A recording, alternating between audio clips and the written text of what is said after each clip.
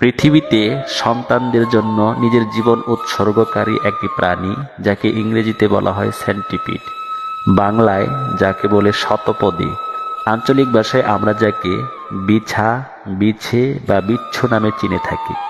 এই প্রাণীটি সন্তান জন্ম দেওয়ার পর যখন সন্তানদেরকে কোলে নিয়ে বসে থাকে, তখন সন্তানেরা ক্ষুধার জ্বালায় মাকে কামড়াতে থাকে। মা এটা হাসি মুখে সহ্য করে। যখন ক্ষুধার তীব্রতা বাড়তে থাকে, তখন সন্তানেরা মাকে কামড়াতে কামড়াতে খাওয়া শুরু করে দেয়। তখনও মা এটা সহ্য করেই যায়।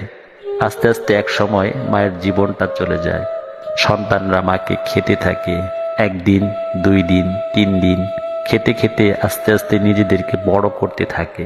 এক সময় মায়ের দেহটা খেতে খেতে শেষ হয়ে যায়। তখন সন্তানরা নিজেরা চলাচল করতে পারে, আস্তে আস্তে বড় হয়ে যায়। তখন বাহিরে বের হয়ে নিজেরা খাবার আহরণ করতে পারে। পৃথিবীতে আপনি এমন আর একটা মাও পাবেন না যে তার সন্তানদেরকে বড় করার জন্য নিজের দেহটা শেষ করে দেয়, নিজের জীবনটার অকাতরে বিলিয়ে দেয়। মানব সমাজে নারী হয়তো তার সন্তানদের জন্য জীবন উৎসর্গ করে না, এছাড়া বাকি সব সন্তানদের জন্য অকাতরে বিলিয়ে দেয়। নিজের সময়, সব আহ্লাদ, সুখ সব বিসর্জন দেয়।